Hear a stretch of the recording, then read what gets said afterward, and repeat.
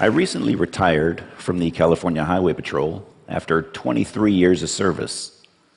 The majority of those 23 years was spent patrolling the southern end of Marin County, which includes the Golden Gate Bridge. The bridge is an iconic structure, known worldwide for its beautiful views of San Francisco, the Pacific Ocean, and its inspiring architecture. Unfortunately, it is also a magnet for suicide, being one of the most utilized sites in the world. The Golden Gate Bridge opened in 1937. Joseph Strauss, chief engineer in charge of building the bridge, was quoted as saying, "The bridge is practically suicide-proof. Suicide from the bridge is neither practical nor probable.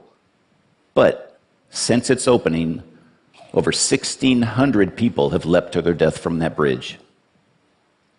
Some believe that traveling between the two towers will lead you to another dimension. This bridge has been romanticized as such. That the fall from that frees you from all your worries and grief, and the waters below will cleanse your soul. But let me tell you what actually occurs when the bridge is used as a means of suicide.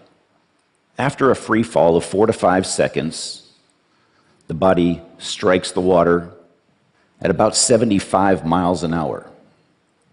That impact shatters bones, some of which then puncture vital organs. Most die on impact. Those that don't generally flail in the water helplessly and then drown. I don't think that those who contemplate this method of suicide realize how grisly a death that they face. This is the cord. Except for around the two towers, there's 32 inches of steel paralleling the bridge. This is where most folks stand before taking their lives. I can tell you from experience that once the person is on that cord, and at their darkest time, it is very difficult to bring them back. I took this photo last year as this young woman spoke to an officer contemplating her life. I want to tell you very happily that we were successful that day in getting her back over the rail. When I first began working on the bridge, we had no formal training. You struggled to funnel your way through these calls. This was not only a disservice to those contemplating suicide, but to the officers as well. We've come a long, long way since then. Now, veteran officers and psychologists train new officers. This is Jason Garber. I met Jason on July 22nd of last year when I received a call of a possible suicidal subject sitting on the cord near mid-span. I responded, and when I arrived, I observed Jason speaking to a Golden Gate Bridge officer. Jason was just 32 years old and had flown out here from New Jersey.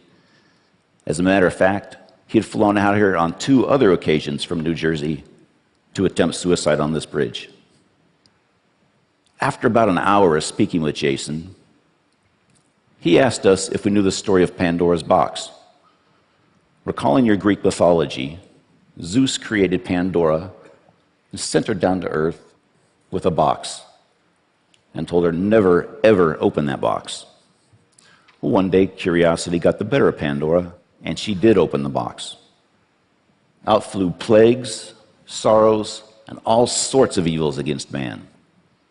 The only good thing in the box was hope. Jason then asked us, what happens when you open the box and hope isn't there? He paused a few moments, leaned to his right, and was gone. This kind, intelligent young man from New Jersey had just committed suicide. I spoke with Jason's parents that evening, and I suppose that when I was speaking with them that I didn't sound as if I was doing very well. Because that very next day, their family rabbi called to check on me. Jason's parents had asked him to do so.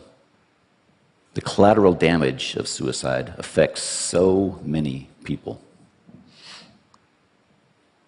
I pose these questions to you. What would you do if your family member, friend, or loved one was suicidal? What would you say? Would you know what to say? In my experience, it's not just the talking that you do, but the listening. Listen to understand. Don't argue, blame, or tell the person you know how they feel, because you probably don't. By just being there, you may just be the turning point that they need. If you think someone is suicidal, don't be afraid to confront them and ask the question. One way of asking them the question is like this. Others in similar circumstances have thought about ending their life. Have you had these thoughts? Confronting the person head on may just save their life and be a turning point for them. Some other signs to look for: hopelessness, believing that things are terrible and never going to get better. Helplessness, believing that there's nothing that you can do about it. Recent social withdrawal and loss of interest in life. I came with this talk just a couple of days ago, and I received an email from a lady that I'd like to read you her letter. She lost her son on January 19th of this year. And she wrote me this email just a couple of days ago, and it's with her permission and blessing that I read this to you. Hi, Kevin. I imagine you're at the TED conference. That must be quite the experience to be there. I'm thinking I should go walk the bridge this weekend. Just wanted to drop you a note. Hope you get the word out to many people, and they go home talking about it to their friends who tell their friends, etc. I'm still pretty numb, but noticing more moments of really realizing Mike isn't coming home. Mike was driving from Petaluma to San Francisco to watch the 49er game with his father on January 19th. He never made it there. I called Petaluma police and reported him missing that evening. The next morning, 2 officers came to my home and reported that Mike's car was down at the bridge. A witness had observed him jumping off the bridge at 1:58 p.m. the previous day. Thanks so much for standing up for those who may be only temporarily too weak to stand for themselves. Who hasn't been low before without suffering from a true mental illness? It shouldn't be so easy to end it. My prayers are with you for your fight. The GGB, Golden Gate Bridge, is supposed to be a passage across our beautiful bay, not a graveyard. Good luck this week, Vicky.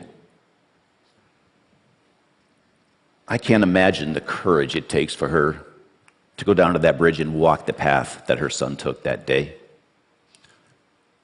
And also the courage just to carry on. I'd like to introduce you to a man I refer to as hope and courage. On March 11th of 2005, I responded to a radio call of a possible suicidal subject on the bridge sidewalk near the North Tower. I rode my motorcycle down the sidewalk and observed this man, KevinBriggs, standing on the sidewalk.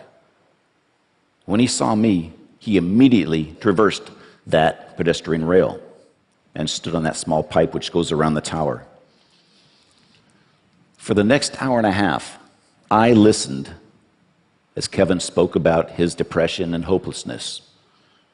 Kevin decided on his own that day to come back over that rail and give life another chance. When Kevin came back over, I congratulated him. This is a new beginning, a new life. But I asked him, what was it that made you come back and give hope and life another chance? And you know what he told me? He said, you listened. You let me speak, and you just listened. Shortly after this incident, I received a letter from Kevin's mother, and I have that letter with me, and I'd like to read it to you. Dear Mr. Briggs, nothing will erase the events of March 11th, but you are one of the reasons Kevin is still with us. I truly believe Kevin was crying out for help. He has been diagnosed with a mental illness for which he has been properly medicated. I adopted Kevin when he was only 6 months old, completely unaware of any hereditary traits. But thank God, now we know. Kevin is straight, as he says. We truly thank God for you. Sincerely indebted to you, Narvella Berthia. And on the bottom, she writes, P.S. When I visited San Francisco General Hospital that evening, you were listed as the patient. Boy, did I have to straighten that one out. Today, Kevin is a loving father and contributing member of society. He speaks openly about the events that day and his depression in the hopes that his story will inspire others. Suicide is not just something I've encountered on the job. It's personal. My grandfather committed suicide by poisoning. That act, although ending his own pain, robbed me from ever getting to know him. This is what suicide does. For most suicidal folks, or those contemplating suicide, they wouldn't think of hurting another person. They just want their own pain to end. Typically, this is accomplished in just 3 ways: sleep, drugs or alcohol, or death. In my career, I've responded to and been involved in hundreds of mental illness and suicide calls around the bridge. Of those incidents I've been directly involved with, I've only lost 2, but that's 2 too many. One was Jason. The other was a man I spoke to for about an hour. During that time, he shook my hand on 3 occasions. On that final handshake, he looked at me and he said, Kevin, I'm sorry, but I have to go. And he left. Horrible, absolutely horrible. I do want to tell you, though, the vast majority of folks that we do get to contact on that bridge do not commit suicide. Additionally, that very few who have jumped off the bridge and lived and can talk about it, that 1% to 2%, most of those folks have said that the second that they let go of that rail, they knew that they had made a mistake and they wanted to live. I tell people the bridge not only connects Marin to San Francisco, but people together also. That connection or bridge that we make is something that each and every one of us should strive to do. Suicide is preventable. There is help. There is hope. Thank you very much.